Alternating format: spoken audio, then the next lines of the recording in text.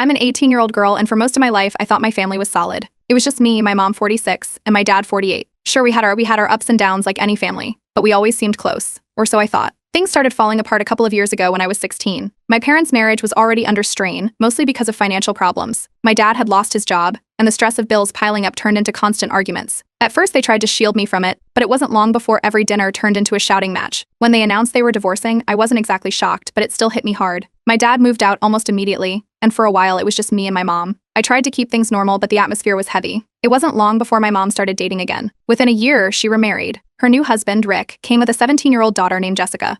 Jessica was the kind of person who lights up a room. She's bubbly, outgoing, and charming, basically everything I'm not. When they first moved in, I thought we might actually get along. I tried to bond with her, inviting her to hang out, but it felt like she was always a step ahead. She had this natural ability to draw people in, and before I knew it, my mom was completely enamored with her. At first, it was small things. My mom would rave about Jessica's accomplishments at dinner, and suddenly every family outing revolved around her. For my last birthday, my mom got me a cake and a sweater. When Jessica's birthday rolled around a couple of months later, they threw her a massive party and surprised her with a car. Not just any car, either, a shiny new one. I had never received anything close to that, not even when I graduated. I tried talking to my mom about how I was feeling, but she brushed it off. She said I was being ridiculous and that I needed to stop being jealous. That word, jealous, stuck with me. Was I jealous? I didn't think so. I just wanted to feel like I still mattered. Around this time, I started spending more weekends at my dad's place. I told him everything, and he was furious on my behalf. He reassured me that it wasn't all in my head and encouraged me to stand up for myself. But it wasn't easy. Rick had started influencing how things were run at home. He always talked about how blended families should work, but it was clear that his priority was Jessica. It felt like I was the odd one out in my own house. Family holidays became unbearable.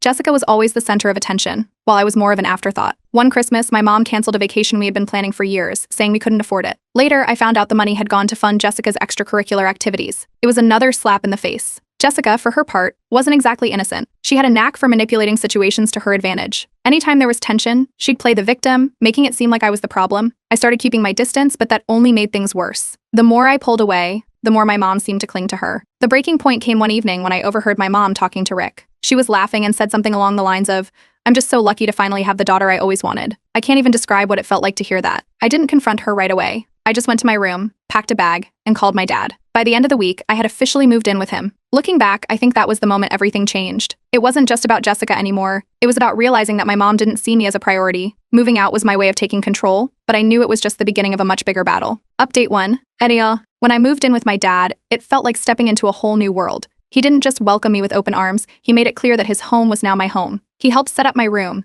even finding some old photos of us to hang on the walls. It was comforting, but there was no time to really settle in. The fallout from my decision hit fast. My mom's reaction came almost immediately. She called me non-stop, leaving voicemails accusing me of being ungrateful. She kept saying things like, "After everything I've done for you, this is how you repay me." She wasn't interested in understanding why I left. She was focused on making me feel guilty for doing it. Jessica wasted no time making her feelings known either. Within days of me moving out, she started posting little digs on social media. One of her posts was a picture of her sitting in the car my mom had bought her with the caption, "Guess I'm the only daughter now." Another was a group photo from a family dinner I wasn't invited to, captioned, "Family first." It didn't take long for mutual friends to notice, and soon the rumors started flying at school. The split wasn't just at home. Extended family members began taking sides too. Some of them reached out to me, saying they understood why I left and even admitted they'd noticed how my mom was treating Jessica differently. Others, though, sided with my mom, claiming I was being dramatic and that I should go back home to fix things. It felt like the entire family was being dragged into the mess. As if all that wasn't enough, my dad told me he was reopening the divorce proceedings. Apparently, there were financial disputes that hadn't been fully resolved, and my mom's recent spending, especially on Jessica, was raising red flags. My dad wanted to make sure I'd be taken care of, so he decided to fight for some of the assets my mom had claimed. Meanwhile, my mom made one attempt after another to get me to come back. She sent me long messages about how much she missed me, and how she missed me, and how she wanted things to go back to the way they were. But she never addressed the real issues. It was always about how I was hurting her feelings, not about the favoritism or the way she'd prioritized Jessica over me. My dad suggested I try therapy to process everything. And honestly, it was a good idea. Talking to someone neutral helped me untangle a lot of what I was feeling, but it also gave me the confidence to start standing up for myself. I stopped answering my mom's guilt-tripping messages, and when she brought up Jessica, I shut the conversation down. Jessica wasn't giving up her games, though. At school, she started spreading stories about how I'd abandoned our blended family because I couldn't handle sharing attention. Mutual friends were getting caught in the middle, and it felt like every hallway I walked down was filled with whispers. But by then, I was starting to realize that her manipulation only worked if I let it, so I stopped engaging, which seemed to frustrate her even more. The legal proceedings brought another layer of drama. My dad's lawyer wanted my perspective on what had been happening at home. I didn't hold back. I talked about the canceled vacation, the car, and even the overheard conversation where my mom had called Jessica the daughter she'd always wanted. It wasn't easy, but it felt necessary. During all this, my mom's obsession with Jessica became even more obvious. She started posting pictures online with captions like, "So proud of my beautiful girl," and couldn't ask for a better daughter. She never mentioned me, not once. It hurt, but it also validated my decision to leave. She wasn't just favoring Jessica, she was erasing me. My dad was my rock through all of it. He kept reminding me that I deserved better and that none of this was my fault. He also encouraged me to set boundaries with my mom, which turned out to be one of the best pieces of advice I've ever gotten. The breaking point came when my mom confronted me in public. She showed up outside my school, demanding to talk. She was loud enough to draw a crowd, and I could feel everyone's eyes on us. She kept asking why I was doing this to her, but I didn't take the bait. I calmly told her that I'd be happy to talk when she could respect my boundaries and left it at that. Walking away wasn't easy, but it was the right thing to do. After that, I stopped engaging with her entirely. I told her I wouldn't respond to any messages unless they were respectful. It was a tough stance to take, but it was the only way to protect my peace. My dad supported me every step of the way, and for the first time in a long time, I felt like I was starting to regain control of my life. Update 2. Not long after I set boundaries with my mom, she stopped reaching out altogether. At first, I thought it was her way of giving me space, but it quickly became clear that she was ignoring me on purpose. She didn't even respond to my polite messages about logistics, like picking up the rest of my things from the house. It was a total shutdown, as if I'd been erased from her life. Her husband, Rick, wasn't as quiet. He sent me an email that was dripping with passive aggression. He wrote about how my decision to leave had torn the family apart and how I needed to grow up and understand the sacrifices my mom had made for me. The entire email was one big guilt trip. My dad read it before I did and advised me not to reply, so I didn't. Meanwhile, Jessica was having a field day. She doubled down on the rumors at school, telling anyone who'd listen that I had left because I couldn't handle sharing attention. Some people believed her, but most didn't. My closest friends stuck by me, and a few even started calling her out for her behavior. That didn't stop her, though. She seemed to enjoy the drama and the attention it brought her. While all of this was happening, my dad's legal team was digging deeper into my mom and Rick's finances. They discovered some pretty shady stuff, like how my mom had used marital assets to cover Jessica's car payments and fund Rick's failing business. There were even discrepancies in how the child support money was being spent. My dad was furious, but instead of reacting impulsively, he let his lawyer handle it. My mom, on the other hand, decided to take her grievances to social media. She posted a long, emotional status about how hard it was to be a mom and how ungrateful children can be. She didn't name me directly, but anyone who knew our situation could tell she was talking about me. Some of her friends commented things like, "Stay strong, mama," and "Kids don't understand what we go through for them." I saw the post and rolled my eyes. It was just another way for her to play the victim. Despite all the drama, my friends were my rock. They kept reminding me to focus on myself and not let my mom or Jessica's antics get to me. Their support, along with my dad's encouragement, made a huge difference. I also started therapy, which helped me understand that my mom's actions were more about her own insecurities than anything I'd done. It wasn't an excuse, but it gave me some clarity. Then came Jessica's birthday. My mom threw her a massive party, like over-the-top massive. There was a DJ, catered food, and a professional photographer. Seeing the pictures online made me cringe. It was hard not to compare it to my last birthday, which had been a quiet dinner with just my mom and Rick. The blatant favoritism was impossible to ignore. During one of our late-night talks, my dad opened up about his marriage to my mom. He told me about how she'd always needed validation and how her insecurities often led her to overcompensate in ways that hurt the people around her. Hearing his perspective didn't excuse what she'd done, but it helped me understand her a little better.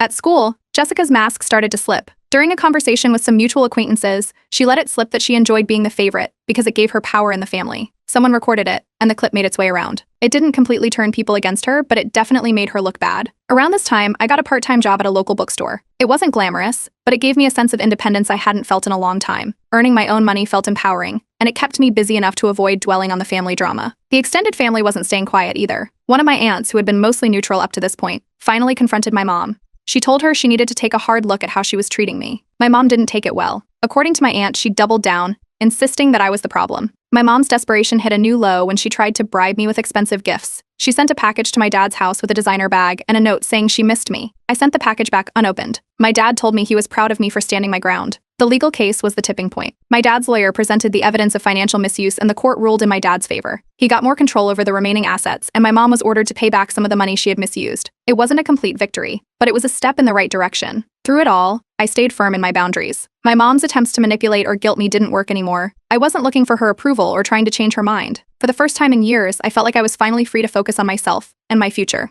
Update 3. The legal battle finally wrapped up and my dad came out on top. The court sided with him, granting him more financial security and partial custody rights over the remaining shared assets. It was a huge relief for both of us. The ruling exposed how my mom had misused funds to pay for Jessica's car, extracurricular, and even Rick's mounting debts. The details weren't pretty, but they were necessary to prove my dad's case. My mom, of course, didn't take it well. She lashed out, accusing me of helping my dad to humiliate her. She sent a long, angry email, claiming I had destroyed her reputation and torn apart the family. There wasn't much I could say to that. It felt like she was more upset about being caught than about the impact of her actions. The court documents also made it clear how much of her spending had been directed toward Jessica. Seeing it laid out in black and white made me feel a mix of vindication and sadness. It wasn't just about the car or the party, it was about years of choices that showed where her priorities truly lay. Some of my extended family members couldn't ignore it anymore, but others still insisted I was the one in the wrong. The split within the family became more obvious, with aunts and cousins picking sides. Jessica's popularity took a hit too. Friends and even some family members started seeing through her manipulative behavior. The video clip of her bragging about being the favorite was still circulating, and the court revelations only added fuel to the fire.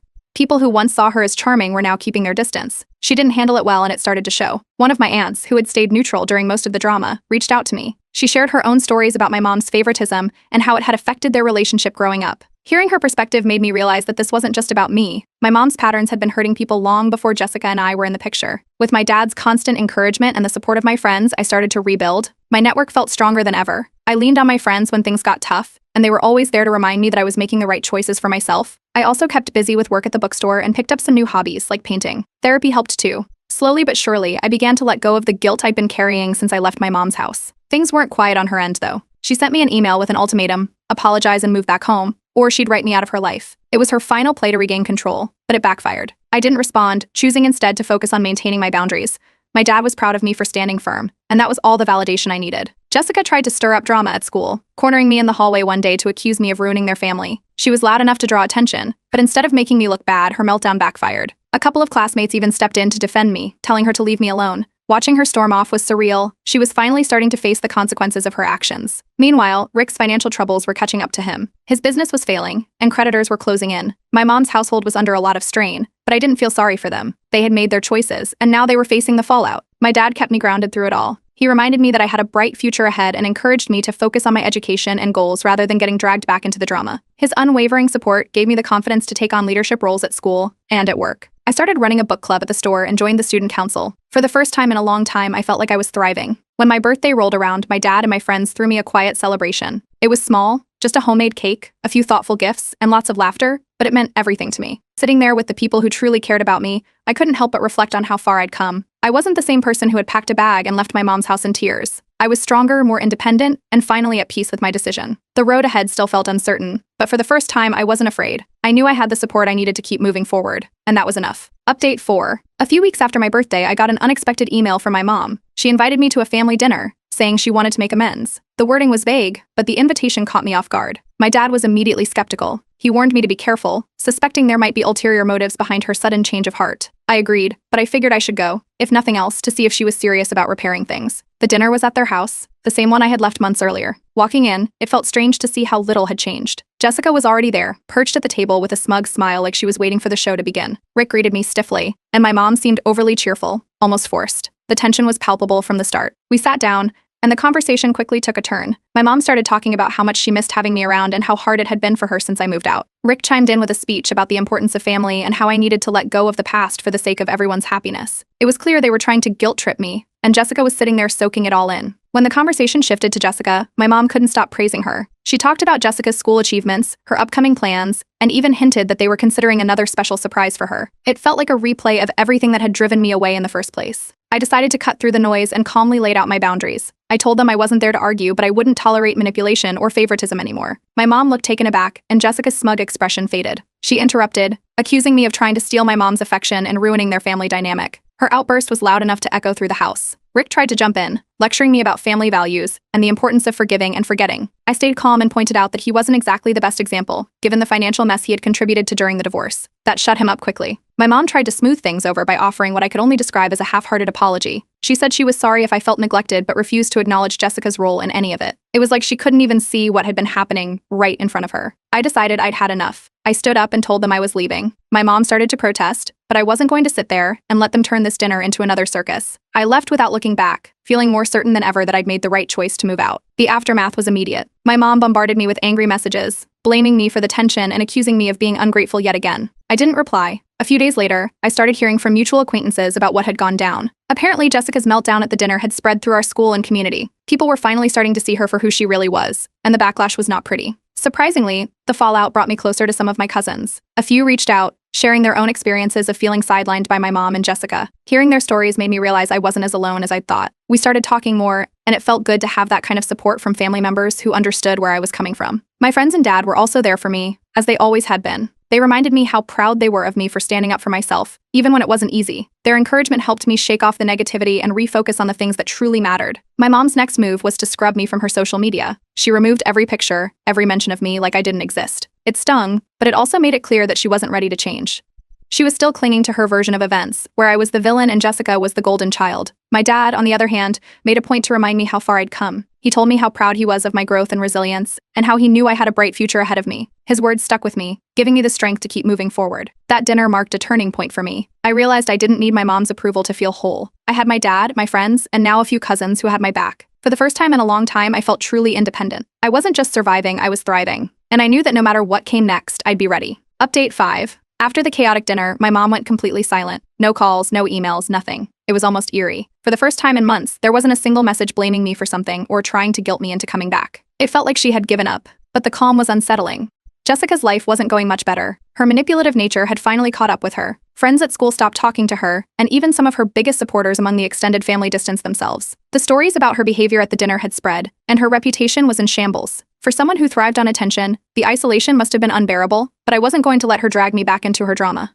Rick's financial troubles reached their peak. His debts finally caught up with him, and he was slapped with a lawsuit from one of his creditors. The case caused a huge strain on their household, and the lavish lifestyle they'd been trying to maintain started to crumble. Jessica's special surprises and over-the-top birthday celebrations were gone. From what I heard through mutual acquaintances, things were tense in their house, but I wasn't interested in getting involved. Around the same time, my dad started dating someone new. Her name was Claire, and she was genuinely kind. She didn't try to overstep or act like a replacement mom, but she was always supportive and encouraging. She'd join us for dinner sometimes and made an effort to get to know me without prying into the drama. It was a nice change, and it was clear my dad was happy. In therapy, I reached a point where I could finally let go of the resentment I'd been holding onto toward my mom. Forgiveness didn't mean I was ready to reconcile, but it freed me from the constant weight of anger. I realized I couldn't change her or make her see things my way, but I could move forward without letting her actions define me. School became my main focus, and the effort paid off. I earned a scholarship for academic excellence and received recognition from my teachers for some of my projects. It felt good to see my hard work paying off. My dad was over the moon, and Claire baked me a cake to celebrate. For the first time in a long time, I felt like I was building something positive for my future. Then, out of nowhere, I got a call from my aunt. My mom had experienced a minor health scare and was in the hospital. It wasn't serious, but it was enough to shake her. My aunt thought I should visit, and after some hesitation, I decided to go. Walking into her hospital room was awkward. She looked surprised to see me but didn't say much. I sat down and we had a brief, polite conversation about her condition and how she was feeling. It wasn't a heartwarming reunion, but it wasn't hostile either. Jessica wasn't there, which didn't surprise me. From what I'd heard, she'd grown increasingly bitter about my absence and had started pulling away from everyone. When I visited the house later to drop off some things for my mom, Jessica barely acknowledged me. She seemed cold and distant, like she couldn't decide whether to ignore me or start a fight. I wasn't interested in either option. Before leaving the hospital, my mom and I had a candid conversation. I told her that I cared about her, but for any real relationship to work, things would have to change. I was clear about what I needed: respect, boundaries, and no more favoritism. She nodded along and even admitted she'd made mistakes, but she wasn't ready to take full accountability. It felt like she was trying, but not enough to bridge the gap between us. When I told my dad about the conversation, he gave me some advice that stuck with me. He reminded me that not all relationships could be repaired, and that was okay. What mattered was that I had tried. I couldn't control whether my mom changed, but I could control how I moved forward. A few months later, I moved out for college. Packing up my things and saying goodbye to my dad and Claire was bittersweet, but I was excited for the fresh start. As I settled into my dorm and began classes, I realized how far I'd come. The toxic environment I'd grown up in no longer had a hold on me. I was free to focus on my future and the life I wanted to build. Looking back, the experience taught me the value of self-respect and boundaries. It wasn't easy to stand up for myself, but it was worth it. To anyone in a similar situation, my advice is simple: prioritize yourself. You can't change other people, but you can choose to protect your own peace. Walking away isn't always easy, but sometimes it's the only way to truly move forward.